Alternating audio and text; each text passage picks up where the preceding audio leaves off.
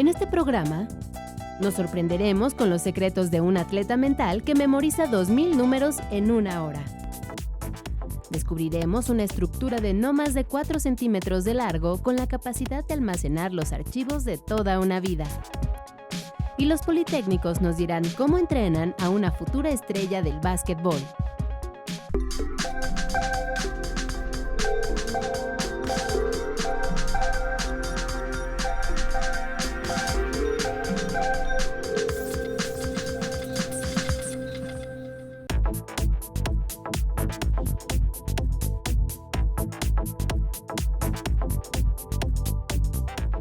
Bienvenidos a Factor Ciencia, yo soy Alejandro García Moreno y en esta ocasión me encuentro en el Centro de Investigación en Computación del Instituto Politécnico Nacional al norte de la Ciudad de México. En este programa vamos a ingresar a este espectacular búnker de la programación y vamos a conocer de cerca el trabajo que se realiza en el laboratorio de robótica y mecatrónica. También vamos a tener una aproximación desde distintas formas al concepto de la memoria. Todo esto de la mano de la ciencia. Quédate en este programa. Comenzamos.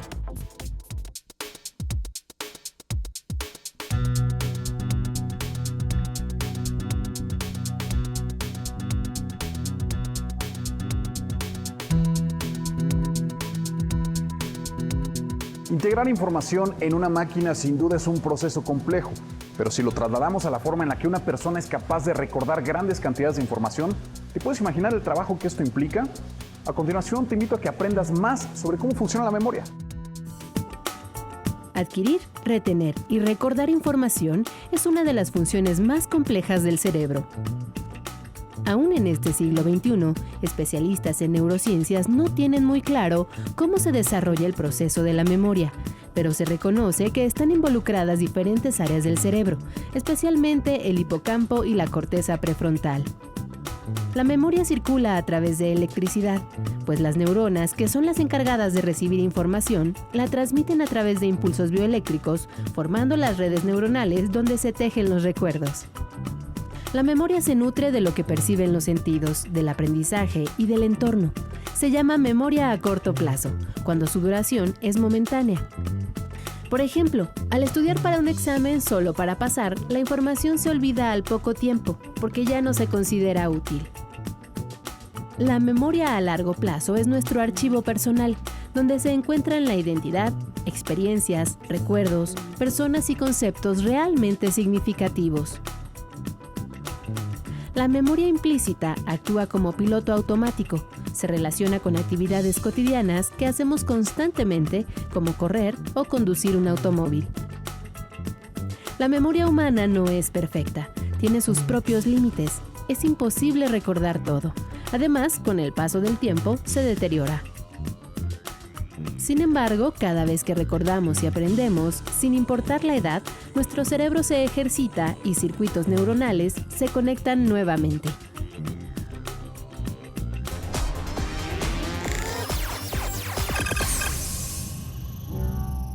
La capacidad de memorizar no es exclusiva de los seres humanos. Otros animales que tienen buena memoria, por ejemplo, son los delfines. Estos mamíferos marinos son capaces de recordar por más de 20 años el silbido de algún ejemplar con el que hayan convivido. También hay otros casos interesantes. Seguramente has escuchado la expresión "tienes memoria de elefante". Créeme, no es una casualidad. Estos animales son capaces de recordar e identificar dónde se localizan los integrantes de su manada, hasta 30 ejemplares a la vez. Esto lo pueden hacer a partir de los rastros de orina y también determinan así la identidad y su ubicación geográfica. Los perros, de igual forma, son animales sorprendentes. Hay estudios que demuestran que logran asociar de 160 a 200 palabras. Es una capacidad que sin duda facilita su relación con los humanos. Continuamos en Factor. Es un atleta fuera de serie. Gana preseas sin tener la velocidad de un chita ni la agilidad de un puma. Su fortaleza es mental. Recuerda miles de datos en tan poco tiempo que en 3 ocasiones ha sido acreedor al primer lugar del campeonato de memoria en Estados Unidos. Lo más que he memorizado me parece que es cerca de 2000 números en una hora, que es mucho. Nelson nació en Bélgica hace 30 años y también sobresale por su estatura de 2 metros. Su talento, que podría parecer innato, en realidad son habilidades desarrolladas con un arduo entrenamiento. Se ejercitó con técnicas de memorización que requieren constancia y perfeccionamiento. Cuando Nelson necesita activar su supermemoria para recordar números, imágenes o nombres, relaciona cada dato con una imagen absurda y le da una secuencia lógica. Y nos imaginamos caminando alrededor de este lugar y colocamos las imágenes de lo que memorizamos a lo largo de este lugar, de este recinto. Así que puedo estar en la puerta de entrada y me estoy memorizando la lista del súper. Lo primero que tengo que memorizar es, digamos, leche. Así que estoy en la puerta de entrada de mi casa y me imagino que hay una vaca en mi entrada salpicando leche alrededor. Es un poco raro, es un poco absurdo, pero esto es lo que recordamos. Su interés por promover los beneficios de activar el cerebro surgió tras la muerte de su abuela, quien padeció Alzheimer. Así, aprendió que la actividad mental ayuda a prevenir este tipo de demencia.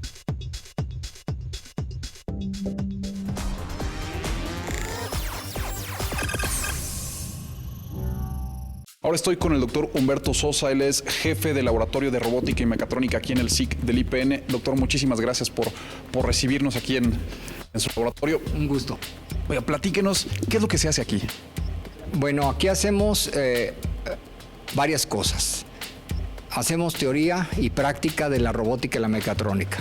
Trabajamos por un lado con arquitecturas ya compradas, pero también desarrollamos arquitecturas sobre las cuales hacemos programación, hacemos mecánica, un poco de mecánica, electrónica y todo eso para dar como resultado sistemas mecatrónicos que resuelvan problemas específicos. Vemos que tienen distintas disciplinas, vemos proyectos variados, por ejemplo, desde reconocimiento de patrones hasta toma de decisiones en algunos de los proyectos. Somos un laboratorio que comenzó sus trabajos en 2011 y pues ya ahorita lo que vamos serían unos 5 años aproximadamente. El programa que nos tiene aquí es para hablar sobre la mente, sobre la mente humana y en el caso específico de ustedes, cómo se intenta emular estas capacidades de neuronales orgánicas a través de las máquinas. Doctor, es un proceso que lleva o requiere muchos años de investigación. Por supuesto que sí, podríamos decir que todavía estamos en los inicios y aunque nosotros llegamos ya a desarrollar algunos modelos computacionales que nos permiten simular algunas de los procesos neuronales que se dan en el cerebro de los mamíferos, no tanto en el humano, pero sí, digamos, en los mamíferos, sí podemos decir que estamos muy en los inicios. Todavía nos falta muchísimo por conocer. Sin embargo, los modelos que ya hemos adoptado como propio y que se aparecen en la literatura o que hemos nosotros desarrollado han sido ya aplicados en el contexto del control, por ejemplo, de robots. Doctor, pues muchísimas gracias. Nosotros vamos a conocer este laboratorio de robótica y mecatrónica aquí en el SIC, uno de vanguardia aquí en el Politécnico Nacional.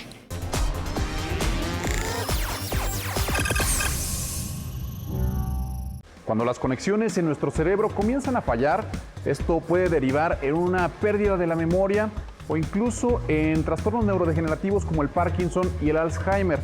Vamos a ver cómo abordan estos temas en el Centro de Investigación y de Estudios Avanzados del Instituto Politécnico Nacional.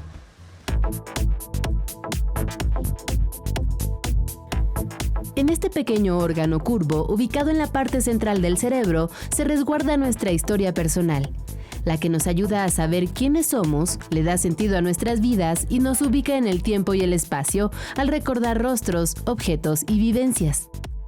Se llama hipocampo y su función principal se relaciona con la memoria y el aprendizaje. Capacidades que nos permiten adquirir, almacenar y recuperar información. Al dañarse el hipocampo aparecen enfermedades como el Alzheimer, ocasionando en las personas confusión y pérdida de la memoria. No se trata de pequeños olvidos, como no saber dónde dejamos objetos, sino de olvidar que los perdimos y una vez que nos topamos con ellos, no saber para qué sirven. El Banco Nacional de Cerebros del Centro de Investigación y de Estudios Avanzados, CINVESTAF, del Instituto Politécnico Nacional, lleva más de 15 años investigando sobre cerebros y Alzheimer.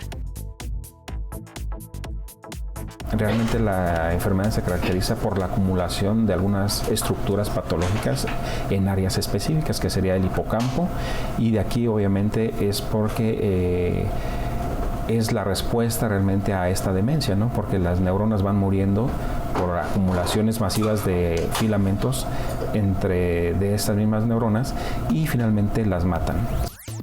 Esos filamentos o marañas neurofibrilares de proteína tau, al igual que las plaquetas de amiloide beta, cubren por completo a las neuronas y las aíslan de otras, interrumpiendo la información que contienen. Cuando el Alzheimer se encuentra en una etapa severa, debido al gran número de neuronas muertas, los daños son evidentes. El cerebro se encoge, presenta huecos y surcos profundos. La diferencia más notoria entre un cerebro de Alzheimer y un cerebro control a nivel macroscópico es la disminución del volumen del cerebro, así como el aumento de las circunvoluciones. Uno de los problemas de la enfermedad es que solo se puede detectar en etapa avanzada. Porque la prueba realmente fehaciente de esta patología es el análisis del cerebro post-mortem, ¿sí? Porque anterior sí se tiene cierta certeza y acercamiento a ese diagnóstico, pero realmente no hay ninguna prueba confirmatoria en vida de los pacientes, ¿no? Ahora bien, en etapas muy avanzadas clínicamente se puede detectar por imagenología si se ven las alteraciones a nivel de ciertas áreas, como te comentaba. El Banco Nacional de Cerebros cuenta con 350 encéfalos sanos y enfermos que han sido donados para su estudio. En el laboratorio lo que pretendemos es que al tener nosotros el tejido ya en custodia de las donaciones que nos hacen los familiares, este tejido se mantiene en óptimas condiciones para investigación. Vemos el procesamiento de proteínas involucradas en esta enfermedad neurodegenerativa que es el Alzheimer, vemos su comportamiento y tratamos de buscar un método de diagnóstico también temprano para esta enfermedad.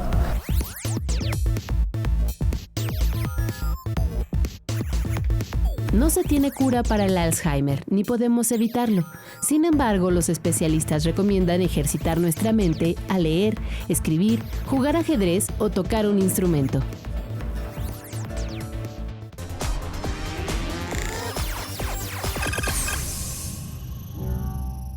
Y ahora vamos a platicar con Leonel Morales Botello. Él es ingeniero en robótica industrial de Siemens Capotzalco y está trabajando sobre esta plataforma, este robot humanoide Nao, y prácticamente le estás enseñando, Leonel, a jugar básquetbol. Platícanos un poco. Así es, el robot Nao es la plataforma estándar en la que es la Copa Mundial de Fútbol para Robots, y nosotros estamos tratando de implementar las premisas básicas del juego de básquetbol en este tipo de robots humanoides. Lo que se intenta es que el robot autónomamente tome la pelota y la lance hacia un objetivo específico. Oye, ¿y eso qué implica? Porque para nosotros, para un humano es una cuestión muy natural.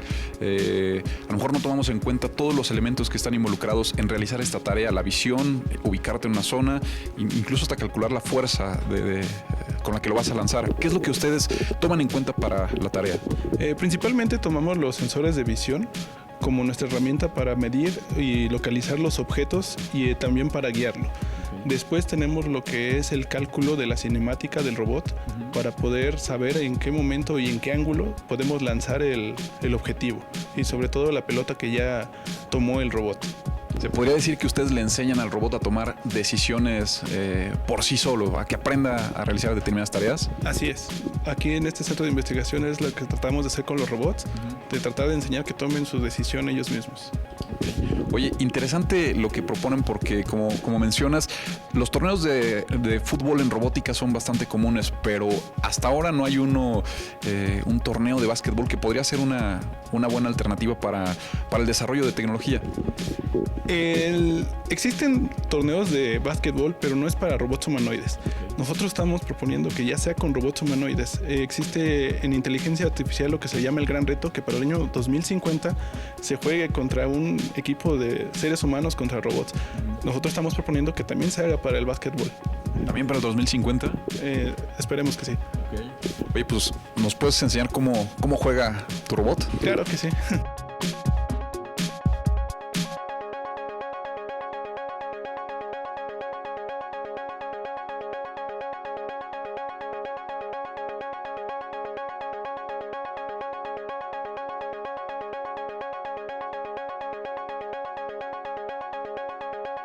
Continuamos. Mi nombre es Daniel Molina Vilés y quisiera saber qué es la memoria digital.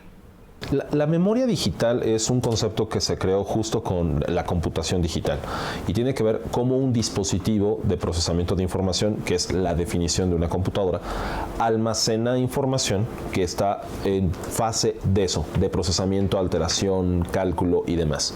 El origen del concepto de la memoria digital viene desde John von Neumann hacia la década de los años 40 del siglo XX. Definió que junto con los datos que había que procesar debía de estar también el programa o las instrucciones de cómo modificar esos datos, las instrucciones de cómo funcionaba la computadora. Y ahí es donde surge la memoria RAM o memoria de acceso aleatorio, o también llamada primera versión de la memoria digital de las computadoras. El segundo punto, el segundo factor importante, fue el avance en cuanto a la miniaturización de la tecnología de almacenamiento con la aparición del transistor. Hacia la década de los 70s, en la tercera generación y la cuarta generación de cómputo, que ya fue hacia el final del siglo XX, lo que se tuvo fue una miniaturización aún mayor y la aparición de nuevas formas de almacenamiento de datos. La siguiente etapa de la evolución de las memorias, en este caso de las memorias principales de las computadoras, fue esa enorme división entre lo que se conoce como memoria RAM y memoria ROM. Toda la tecnología de memoria en materia de cómputo, la memoria digital, se agrupa en esos dos grandes segmentos. Lo que es la memoria RAM, rápida, inmediata, muy similar a la memoria del cerebro humano y que hay de diversos tamaños y con diversas funciones. Y la memoria ROM, generalmente asociada a dispositivos de almacenamiento externo, pero que también está dentro de las computadoras y que guarda información que no se altera con el paso del tiempo. La nube, la nube es un concepto derivado totalmente de Internet. Esto es, la nube existe porque existe Internet. Internet ha evolucionado de ser una red que conectaba dispositivos, que fue el origen en realidad, era conectar computadoras de diversas marcas, fabricantes, configuraciones, para poder compartir información allá a inicios de la década de los 70s. Evolucionó hacia una red comercial pública a mediados de la década de los 80s. Y hoy en día, bueno, es omnipresente, está prácticamente en todos lados, y conecta una variedad de dispositivos impresionante. Pasó entonces de conectar dispositivos a conectar personas, ¿no? a comunicar personas, que es lo que vemos hoy en día. Hay grandes repositorios a nivel mundial, hay grandes centros de datos, y estos enormes centros de datos que están conectados a la Internet son en realidad la parte tangible de lo que conocemos como la nube. La nube es un conjunto de servicios, o sea, es un conjunto de cosas intangibles, ¿no? Como puede ser el servicio del correo electrónico, las páginas web, etcétera, pero que están apoyados en algo tangible, o sea, en algo físico. ¿Qué es esa parte física? Son estos grandes centros de datos, como los que tienen las empresas que llevan las redes sociales como Facebook, Twitter, buscadores como Google, Yahoo, Explorer. Hay un estimado de cuánta es la información que se tiene actualmente en servidores de Internet.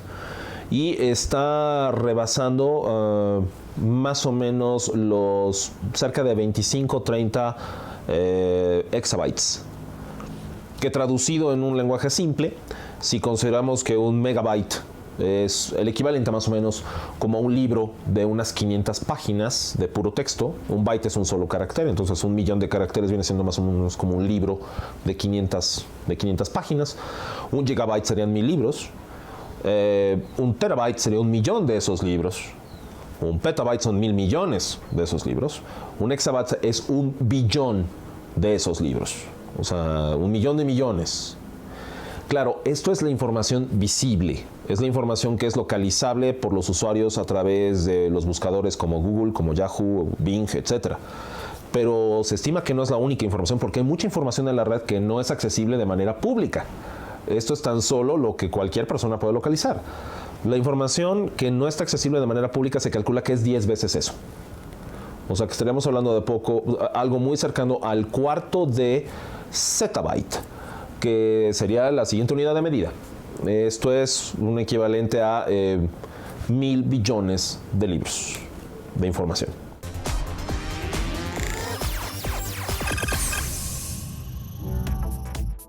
Todas las habilidades que podemos desarrollar los seres humanos se las debemos a nuestros cerebros y más aún a las neuronas, estas pequeñas células que a través de impulsos eléctricos logran comunicarse y comunicar cada rincón de nuestro cuerpo.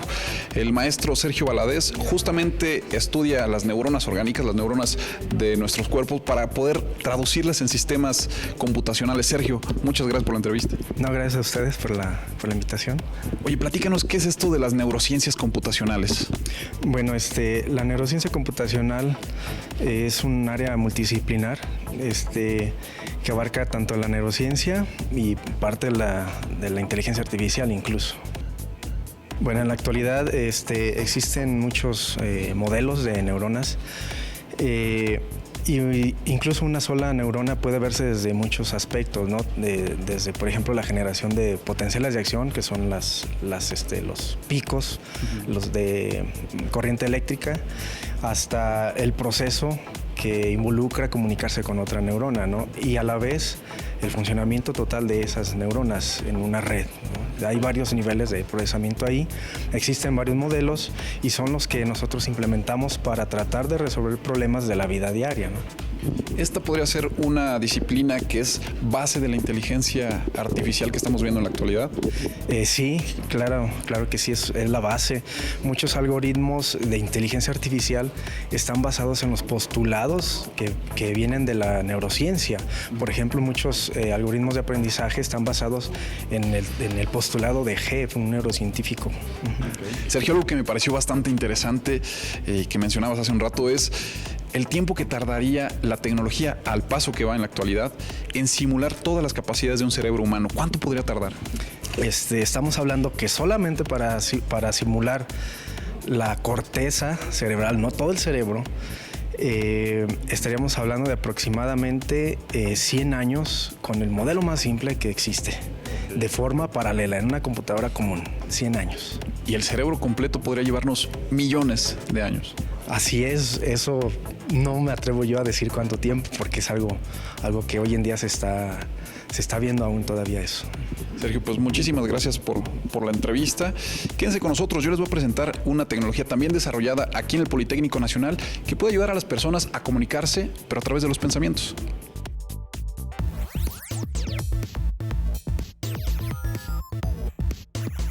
El cerebro es nuestro órgano rector. Con un peso de 1,5 kilos en promedio en su etapa adulta y billones de células llamadas neuronas, controla absolutamente todo lo que somos, nuestro cuerpo, emociones y pensamientos. Es tan complejo y poderoso que incluso nos permite comunicarnos sin hablar ni movernos a través de un dispositivo llamado interfaz cerebro-computadora. Tal como lo hace Stephen Hawking, uno de los hombres de ciencia más importantes a nivel internacional, quien a causa de la esclerosis lateral amiotrófica que padece, ha perdido el movimiento de su cuerpo.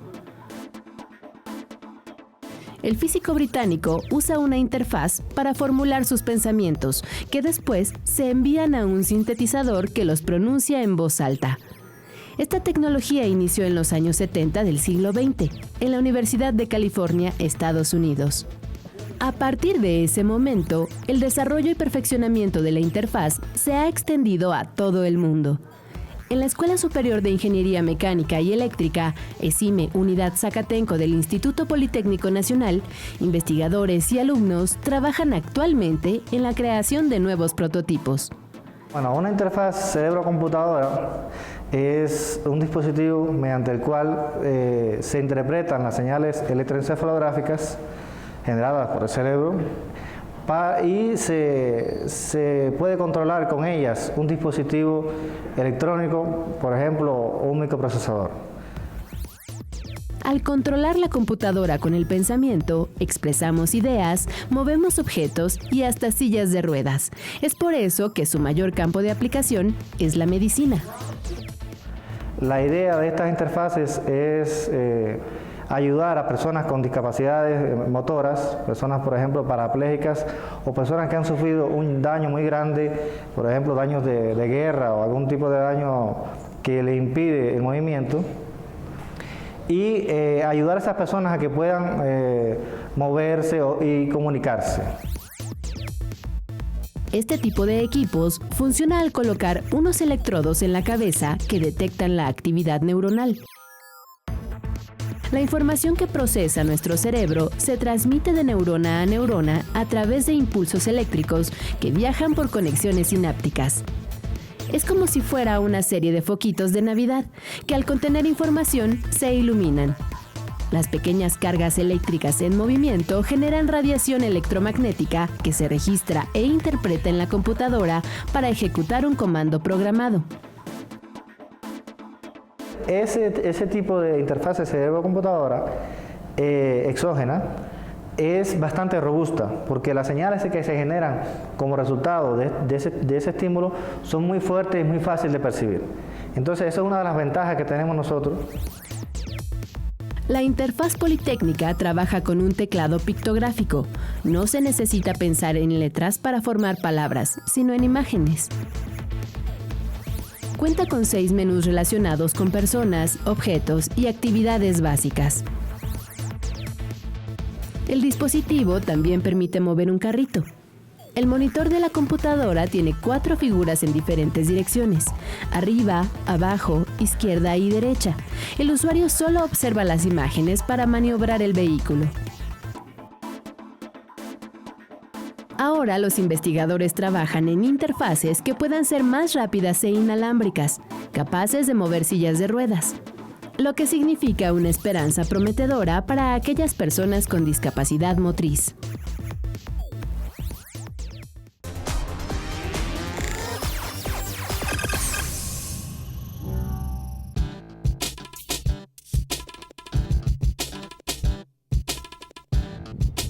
Espero que hayas disfrutado de este programa en el Centro de Investigación en Computación del Instituto Politécnico Nacional. Te recuerdo que puedes seguirnos en Twitter, Facebook, visitar nuestro portal o descargar cualquiera de nuestros programas a través de iTunes. No olvides que seguimos investigando lo que ocurre en el mundo de la ciencia y la tecnología para llevarlo hasta tu pantalla. Yo soy Alejandro García Moreno y esto fue Factor Ciencia. Te espero la próxima semana.